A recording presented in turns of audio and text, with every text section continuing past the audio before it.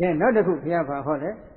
တတိမေဘေခဝေဓမ္မသဗ္ဗတကန္တာသဗ္ဗတကရဏဂောဒနာအာကိသန္တိအိဋ္ဌိဝါပုရိသံဝါဘေခဝေသန္တရာဘေကိုရှုလင်းရှိကြကုန်သောပရိသတ်လေးပါจิตသားจิตသမီးတို့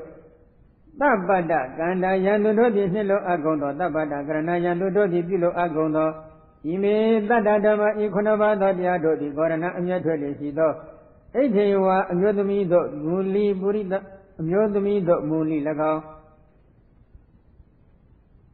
ဣဋ္ဌိဝါအမျိုးသမီးထံတို့မူလကောင်ပရိသဝါအမျိုးသားထံတို့မူလကောင်အာကိသန္တိရောက်ရှိ၍လာကြလေကုန်၏နော်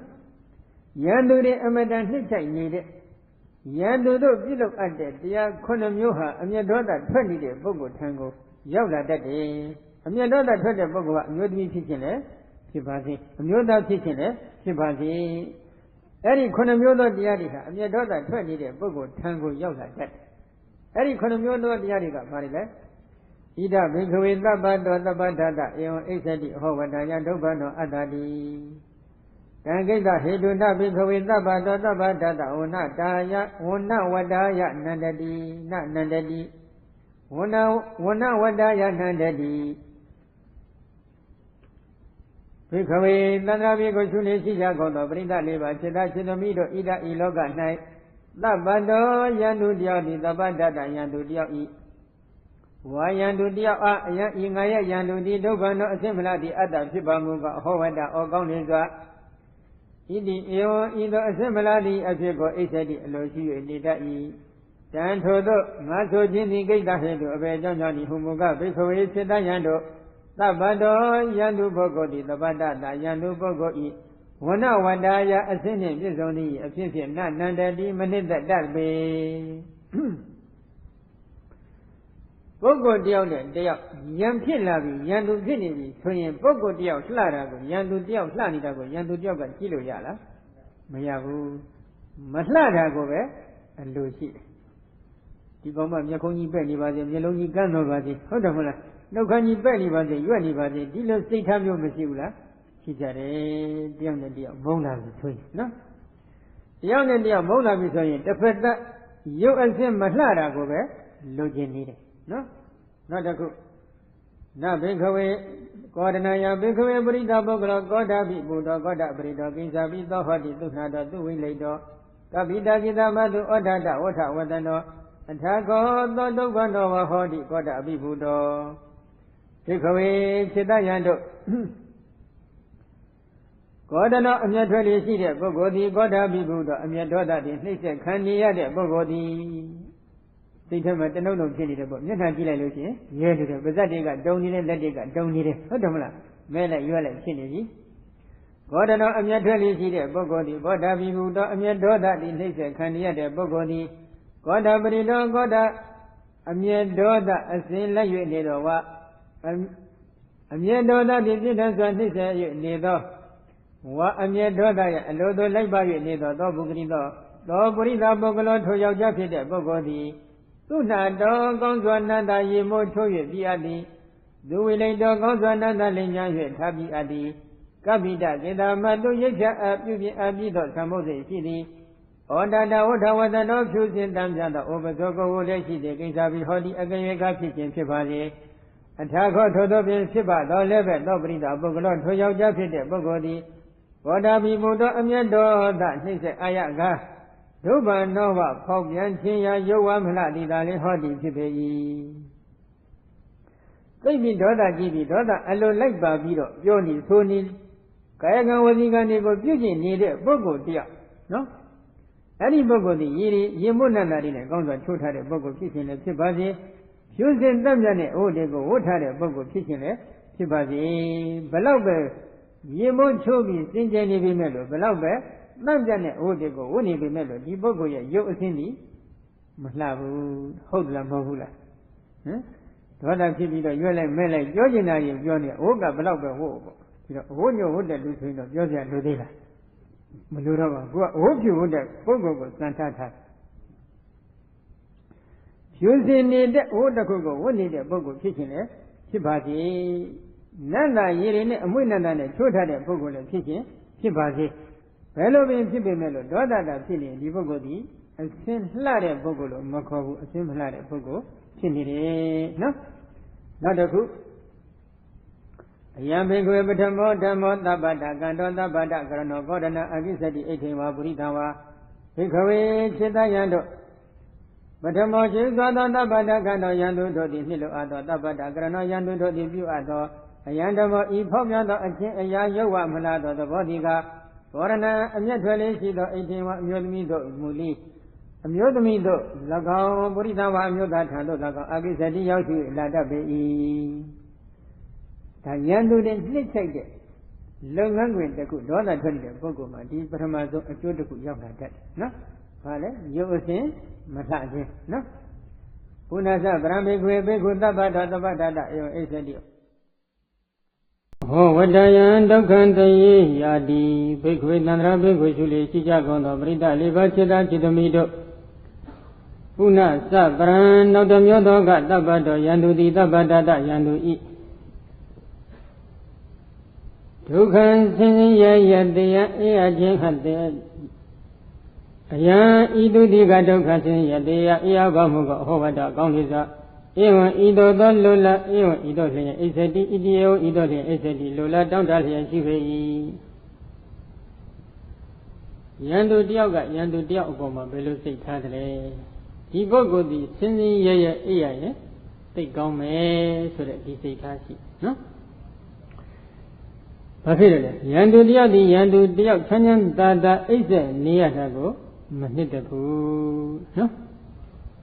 ဒါကြောင့်ဒါကဒုတိယယန္တုကိုယန္တုထံကိုရောက်လာနိုင်တဲ့အပြစ်တစ်ခုပဲနော်နောက်တစ်ခုပုဏ္ဏသပရံဘေကဝေသဗ္ဗတောသဗ္ဗတတဧဝအိသတိ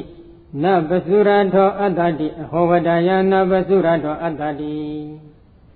ဘေခဝေသန္တရာဘေကိုရှုလေရှိကြကုန်သောပရိသတ်လေးပါးจิตจิตမိတို့ပုဏ္ဏသပရဏောတမျိုးသောကသဗ္ဗတောယံသူတိသဗ္ဗတတယံသူဤအယံဤသူတိ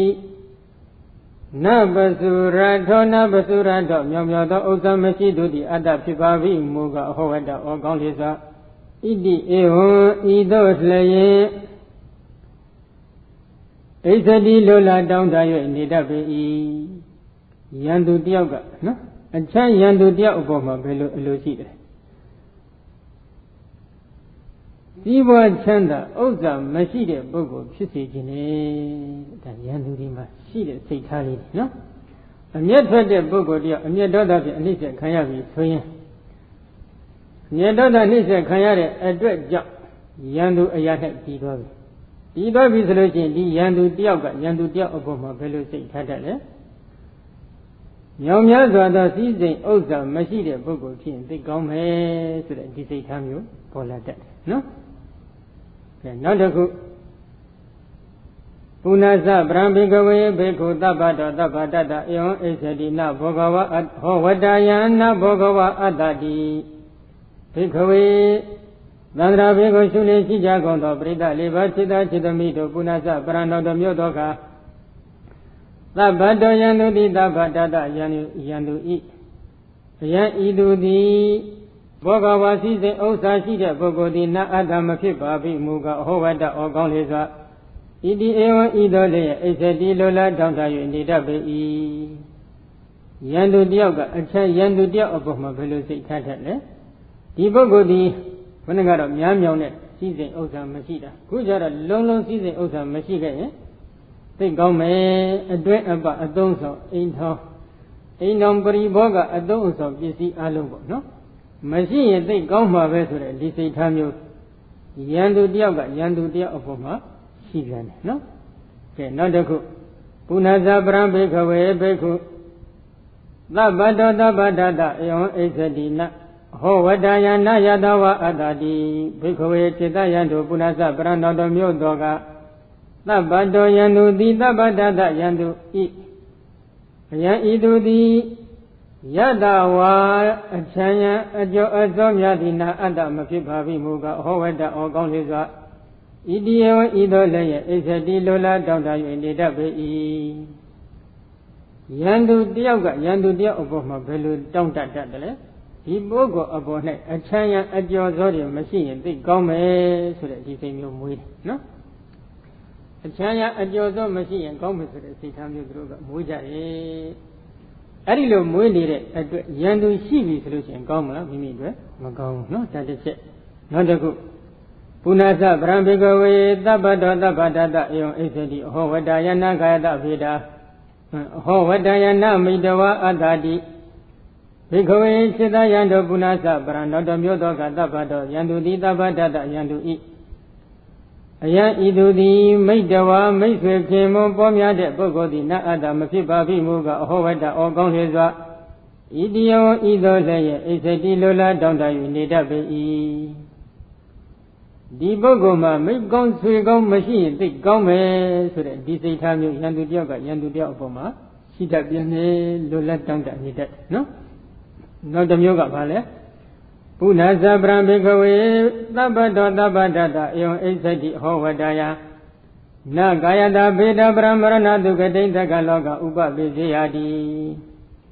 ဘေကဝေจิตယံတို့ပုဏ္ဏဇဗရံနောက်တစ်မျိုးသောကသဗ္ဗတောယံသူတိသဗ္ဗတတယံသူဤ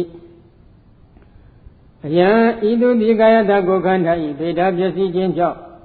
ပရမရဏသုတိပြကျွေသေးလွန်သည်မှနောက်ကာလ၌သူကတိကောင်းမှုပြုသူစရိုက်သမားတို့ဤလာရောက်ရာဖြစ်သောတက္ကလောကနတ်ပြည်လောကသို့နဥပပိစေယမရောက်ရပါမူကဟောဝတ္တဩကောင်းလေစွာဣတိဧဝံဤသို့လည်းရဲ့ဣစ္ဆတိလိုလားတောင်းတ၍နေတတ်ပေ၏ဒီဘဝတည်းမဟုတ်ဘူးနော်ဒီပုဂ္ဂိုလ်သိပြီလို့ရှိရင်ကောင်းရတုဂတိမရောက်ရင်သိကောင်းမှာပဲဆိုတဲ့ဒီစိတ်ထားမျိုးရန်သူတယောက်ကရန်သူတယောက်အပေါ်မှာလိုလားတောင်းတပြီးနေတတ်တယ်နော်အဲ့ဒီစိတ်ထားမျိုးလေးတွေရှိနေတတ်နော်ဘာကြောင့်လဲတံဂိတ္တဟေတုတံထိုကဲ့သို့ဖြစ်ခြင်းဒီဂိတ္တဟေတုအဘယ်ကြောင့်ကြောင့်ဤဟုမူကားနဘိခဝေသဗ္ဗတောသဗ္ဗတတသုတိသူကတိဂမတေနနန္တတိဘိခဝေจิตယံတောသဗ္ဗတောယံသူတိသမ္မာတတယံသူဤသူကတိဂမနေနာသူကတိဘုံဘဝသို့သွားခြင်းဖြင့်နအိစနနန္တတိနှစ်သက်မှုမဖြစ်နိုင်ပေကောင်းတဲ့ဘုံဘဝရောက်သွားတာကိုယံသူတယောက်ကယံသူတယောက်အပေါ်မှာနှစ်သက်မြန်လို့မှုမရှိဘူးနော်ကောဒနာယဘေခွေပရိသပုဂ္ဂလောကောဓာပိပုတ္တောကောဓပရိတောကာယနာဒုစရိတံသရတိဝါဇာယမနတာဒုစရိတံသရတိသောကာယနာဝါဇာယမနတာဒုစရိတံသရိတဝါကာယတာပိတပရမရဏအပါယဒုက္ခတေဝိနိပါဒနိရိယဥပဝိဇ္ဇတိကောဓာပိပုတ္တောဘေခဝေจิตယံတို့ကောဒနောအမျက်ထွက်လေးရှိတဲ့ပုဂ္ဂိုလ်သည်ကောဒနောအမျက်ထွက်လေးရှိသောကောဓာပိပုတ္တောအမျက်ကောဓာတိနှိမ့်ဆက်အပ်သောကောဓပရိတောအမျက်ဒေါသကောဓတိအစဉ်လိုက်၍နေသောအယံပရိသပုဂ္ဂလောဤယောက်ျားဖြစ်တဲ့ပုဂ္ဂိုလ်သည်ကာယနာကိုဖြင့်ဒုစရိတံဒုစရိုက်ကိုသရတိလွန်ကျူတတ်၏ဝါဇာယနှုတ်ဖြင့်ဒုစရိတံဒုစရိုက်ကိုသရတိလွန်ကျူတတ်၏မနသာစိတ်ဖြင့်ဒုစရိတံဒုစရိုက်ကိုသရတိလွန်ကျူတတ်၏မှန်စဉ်းစားကြည့်ဒေါသတိတ်ထွက်နေပြီဆိုလို့ရှိရင်ဒေါသထွက်နေတဲ့ပုဂ္ဂိုလ်ဒေါသဖြင့်အစဉ်လိုက်နေတဲ့စိတ်ထားရှိနေတဲ့ပုဂ္ဂိုလ်ဒေါသဖြင့်အနှိမ့်ဆက်ခံရတဲ့စိတ်ထားရှိတဲ့ပုဂ္ဂိုလ်တယောက်ဒီဘာဖြစ်လဲကိုယ်ဖြင့်လည်းမကောင်းတဲ့ဒုစရိုက်တွေကိုလွန်ကျူးတတ်တယ်နှုတ်ဖြင့်လည်းမကောင်းတဲ့ဒုစရိုက်တွေကိုလွန်ကျူးတတ်တယ်စိတ်ဖြင့်လည်းမကောင်းတဲ့ဒုစရိုက်တွေကိုလွန်ကျူးတတ်တယ်ဒေါသသိတ်ကြီးလာပြီဆိုလို့ရှိရင်တော့ဘာလုပ်တတ်လဲဒီကကြီးလင်းမြချင်းရံဖြစ်ပြီဒေါသကလည်းသိကြည့်လာပြီဆိုလို့ရှိရင်တော့ဘာလုပ်လဲရိုက်ကြမယ်ပုတ်ကြမယ်ထိုးကြမယ်တတ်ကြမယ်ဆဲကြမယ်မဖြစ်ဘူးလားဖြစ်တယ်အကယ်၍များကိုအိမ်ရှင်မကိုကမရိုက်ရက်ဖြစ်နေကြရင်တော့ဘာလုပ်လဲခွင်းနဲ့ကြီးရိုက်ကြဟုတ်တော့လားအိမ်မှာရှိတဲ့ခွင်းနဲ့ကြီးရိုက်တော့ကြာတော့ခွင်းနဲ့ကြီးကနားလည်နေတယ်ဆိုတော့ဘာဆိုလားတချို့တွေပြောကြတယ်နော်လင်းများချင်းရံဖြစ်ပြီဆိုခွင်းနဲ့ကြီးကအရင်ထွက်ပြီးတော့တာဟုတ်လားဒေါသဖြင့်အနှိမ့်ဆက်ခံရတဲ့ပုဂ္ဂိုလ်ဒီကိုယ်ဖြင့်လည်းမကောင်းတဲ့ဒုစရိုက်တွေကိုလွန်ကျူးဖို့ရဝန်မလေးဘူးသူ့တက်တတ်ဖို့ဝန်မလေးဘူးသူပစ္စည်းမတရားဖျက်ဆီးဖို့ဝန်မလေးဘူးသူသားမယားတွေဖျက်ဆီးဖို့ဝန်မလေးဘူးမဇ္ဇကလည်းကျမ်းတဲ့စကားတွေပြောဖို့ဝန်မလေးဘူးဂုံးတိုက်တဲ့စကားတွေပြောဖို့လည်းဝန်မလေးဘူးမှုသားစကားပြောဖို့လည်းဝန်မလေးဘူးပိန်ဖြစ်တဲ့စကားတွေအကျိုးမရှိတဲ့စကားတွေအနှစ်မဲ့တဲ့စကားတွေပြောဖို့လည်းဝန်မလေးဘူးအထူးသဖြင့်တော့ဒကမာကြီးတွေတယောက်နဲ့တယောက်ရံဖြစ်ပြီဆိုရင်တော့မလုပ်ကြဘူး။နန္ဒရာဆက်ဆက်ကစုဆောင်ထားတာတွေအကုန်လုံးပါဇက်ကထွက်မလာဘူးလား။ဟ ထွက်လာတာပဲအနှစ်ရှိလားမရှိလားဘာမှနားမလဲတော့ဘူးဟုတ်တယ်မဟုတ်လားပြောသည်ဤမပြောသည်ဤမချိန်တော့ဘူးကျမ်းတဲ့စကားတွေလည်းပြောတယ်အကျိုးမရှိတဲ့စကားတွေလည်းပြောတယ်ပင်ပြင်းတဲ့စကားတွေလည်းပြောကြတယ်ဘာအခြေခံအကြောင်းရင်းလဲလို့ကြည့်လိုက်တော့ဒေါသပဲနော်ဒေါသဖြင့်အနှိမ့်ဆက်ခံရတဲ့စိတ်ထားဒေါသကအစဉ်တစိုက်ထက်ချမကွာအလိုက်ပါခံရတဲ့စိတ်ထားရှိတဲ့ဒီပုဂ္ဂိုလ်ဒီပုံစံအတိုင်းဖြစ်တတ်တယ်အဲဒီလိုကိုယ်ဖြစ်လည်းဒုစရိုက်တွေကိုလွန်ကျူးတယ်နှုတ်ဖြစ်လည်းဒုစရိုက်တွေကိုလွန်ကျူးတယ်ဒါဖြစ်လားစိတ်ကလည်းဒုစရိုက်လွန်ကျူးတယ်ဒီကောင်ငါဘယ်လိုတတ်ရမလဲဒီကောင်ငါပျက်စီးတော့ဘယ်လိုဖြည့်ဆည်းရမလဲဒီစိတ်ထားတွေအမြဲတမ်း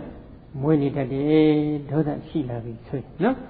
အဲဒီလိုစိတ်ထားတွေကကိုယ်ဖြစ်လည်းဒုစရိုက်တွေကိုကျင့်တယ်နှုတ်ဖြစ်လည်းဒုစရိုက်တွေကိုကျင့်တယ်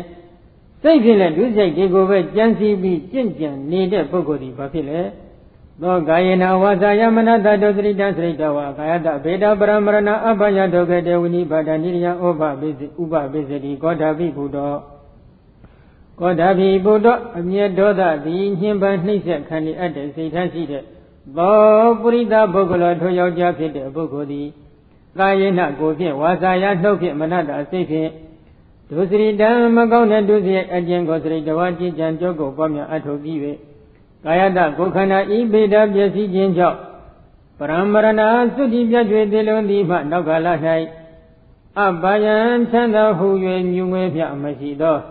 ဒုက္ခတိမကောင်းမှုပြုသူဒုစရိုက်ဓမ္မတို့ဤလာရောက်ရာဖြစ်သောဝိနိပါတံအလိုအာသသန္ဓကျင့်လျက်ဖျော်ဖျက်ပြိုကွယ်ပျက်စီးလျက်ကြာရောက်ရာဖြစ်သော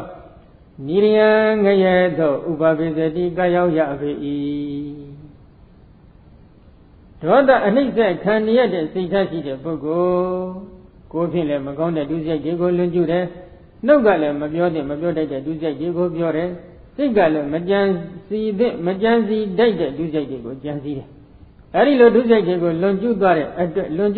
အတွက်ကြောင့်ထိုပုဂ္ဂိုလ်သည်တည်သည်အချမ်းမဲ့၌မကောင်းမှုပြုသူဒုစရိုက်ဓမ္မတို့ရဲ့လာရောက်ရာဖြစ်တဲ့ချမ်းသာဟူ၍မြူငွေ့မြလုံးလုံးမရှိရာဖြစ်တဲ့အပေဒုက္ခတိငရဲသို့ကြာရောက်ရတယ်ဒါလို့ဆိုရင်ကောင်းသေးလားမကောင်းဘူးနော်ဒါကြောင့်ဒီဒေါသဖြင့်အစဉ်အနှိမ့်ဆက်ခံရတဲ့စိတ်ထားရှိနေတာဟာကောင်းလားမကောင်းဘူးဒါကြောင့်ငါရန်သူလို့သဘောမထားသင့်ဘူးကိုယ့်ကိုဆုံးမဖို့ဒါဘုရားကနော်တစ်ဖက်ပုဂ္ဂိုလ်အပေါ်မှာဒီဒေါသတတ်ကိုမမွေးမြူသိမှုဒီပုဂ္ဂိုလ်ကိုရန်သူလို့သဘောမထားသင့်ဘူးငါကိုဒီလိုပြောရအကောင်းလားငါကိုဒီလိုလုပ်ရအကောင်းလား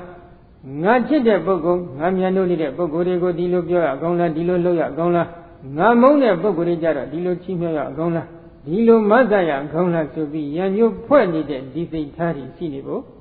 မသင့်ဘူးရှိခဲ့မယ်ဆိုရင်အဲဒီဒေါသရှိနေတဲ့မိမိဒေါသဖြင့်အနှိမ့်ဆက်ခံရတဲ့စိတ်ထားရှိနေတဲ့မိမိဒီပုဂ္ဂိုလ်အကြောင်းပြောရင်အကောင်းပြောပါတော့မလားသိမပြောတော့ဒါဒုစရိုက်ဝစီဒုစရိုက်လွန်ကျူးတယ်ဒီပုဂ္ဂိုလ်လည်းပတ်သက်လို့ပြုလုပ်ရခြင်းအကောင်းပြုလုပ်ဖို့အမတန်ခက်သွားတယ်ကာယဒုစရိုက်လည်းဖြစ်လာနိုင်တယ်ဒီပုဂ္ဂိုလ်အကြောင်းကြံစီလိုက်ပြီဆိုရင်ဒီပုဂ္ဂိုလ်ဘယ်လိုပျက်စီးပါမလဲဆိုတဲ့ကြံစီစိတ်ကူးမှုတွေကခဏခဏမဝင်နိုင်ဘူးလားဝင်နိုင်ပြီကိုယ်ဖြင့်လည်းဒုစရိုက်တွေလွန်ကျူးတယ်နှုတ်ကလည်းဒုစရိုက်ကိုလွန်ကျူးတယ်စိတ်ဖြင့်လည်းဒုစရိုက်ကိုလွန်ကျူးခဲ့မယ်ဆိုရင်ထိုပုဂ္ဂိုလ်ဒီတည်ပြီးအချမ်းမဲ့နဲ့ဘယ်ရောက်မလဲအပေရောက်ဒါကြောင့်ဒီဒေါသဓာတ်နဲ့အပေကိုမိမိကလဲပြီးယူလိုက်တာနဲ့မတူဘူးလားလူအလဲနဲ့လှုပ်နေတာဒေါသကိုမွေးမြူလှုပ်ခြင်းသည်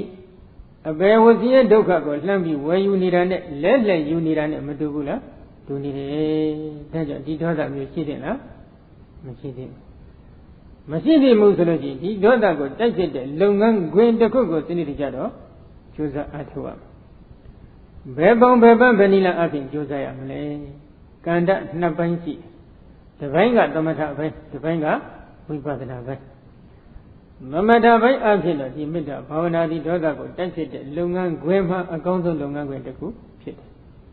ဝိပဿနာပိုင်းကတော့မိမိဒေါသဖြစ်နေတဲ့ပုဂ္ဂိုလ်တ attva လို့ခေါ်ဆိုအပ်တဲ့သင်္ခါရတရားတွေကိုယုံနာဓမ္မသင်္ခါရတရားတွေကိုမြင်အောင်ပရမတ်နဲ့တို့ကူအောင်လှမ်းပြီးရှုရတယ်ရှုပြီးတဲ့အချိန်ကကြတော့မှဒီသင်္ခါရတရားတွေကိုအနိစ္စဒုက္ခအနတ္တလက္ခဏာရေးသုံးတန်တင်ပြီးတွင်ကြီးဝိပဿနာရှုရမယ်လုပ်ငန်းခွင်မျိုးဖြစ်တယ်အဲ့ဒီအပိုင်းကိုတော့နောက်ပိုင်းပါလာပါလိမ့်နော်ဒါကြောင့်ယန္တုဖြစ်နေတဲ့ပုဂ္ဂိုလ်ကယန္တုအပေါ်မှာလိုလားတောင့်တနေတဲ့အချက်9ချက်ရှိတယ်နော် အဲ့ဒီအချက်9ချက်ကိုမိမိကပြည့်စုံအောင်ကြိုးစားနေခဲ့မယ်ဆိုရင်ဒီအချက်9ချက်နဲ့ပြည့်စုံနေတဲ့စိတ်ထားရှိတဲ့ပုဂ္ဂိုလ်ဘက်သို့ဘာဝဆင်းရဲဒုက္ခကဥလှည့်ပြီးလာမလဲငရဲဆိုတဲ့အပေသန္တရာဝဆင်းရဲဒုက္ခကြီးကဒီပုဂ္ဂိုလ်ကိုလှမ်းပြီးဖိတ်ခေါ်နေလိမ့်မယ်နော်ဒါကြောင့်ယန္တုနှိမ့်ချိုက်တဲ့လုပ်ငန်းခွင်9မျိုးမျိုးကိုမိမိလုပ်တဲ့သလားမလုပ်သင့်ဘူးခုနက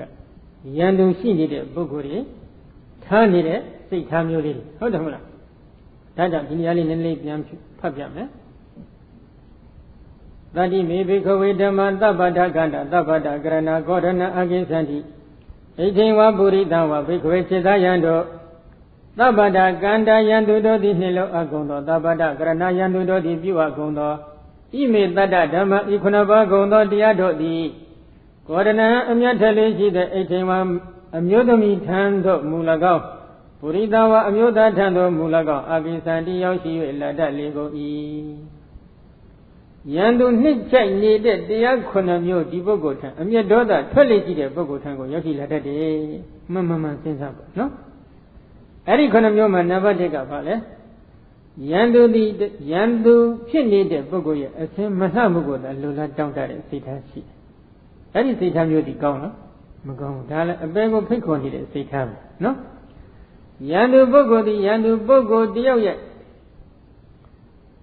စင်းစင်းရဲရဲအိပ်စရာမှုကိုအလိုရှိတယ်ဒါနံပါတ်1ပဲနော်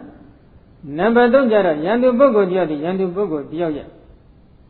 ကြီးကျယ်ဖွံ့ဖြိုးမြတ်တဲ့စီစဉ်ဥစ္စာတွေနဲ့ပြည့်စုံနေတာကိုအလိုမရှိဘူးနောက်နံပါတ်4ကယန္တုပုဂ္ဂိုလ်တယောက်ဒီယန္တုပုဂ္ဂိုလ်တယောက်ရဲ့အတွင်းအပအိမ်တော်ပရိဘောကအသုံးဆောင်နေပေါ်များနေတာကိုအလိုမရှိဘူးနောက်နံပါတ်5ကယန္တုပုဂ္ဂိုလ်တယောက်ကယန္တုပုဂ္ဂိုလ်တယောက်အပေါ်မှာအချွေယံပရိသအကျော်သောဂုဏ်တွေရှိနေတာကိုမလိုဘူးနောက်နံပါတ်6ကယန္တုပုဂ္ဂိုလ်တယောက်ကယန္တုပုဂ္ဂိုလ်တယောက်မှာမိကောင်းဆွေကောင်းတွေပေါ်များနေတာကိုအလိုမရှိဘူးနောက်နံပါတ်9ကယန္တုပုဂ္ဂိုလ်တယောက်ကယန္တုပုဂ္ဂိုလ်တယောက်ကောင်းရန်တုဂတိရောက်သွားတာကိုအလိုမရှိဘူးစဉ်းစားကြည့်တာနော်ဒီစိတ်ဓာတ်မျိုးလေးတွေလောကမှာလူသားအချင်းချင်းခိတ္တခဏတွေ့ကြကြုံကြဆုံးကြကလေးတွေမှာရှိတယ်လား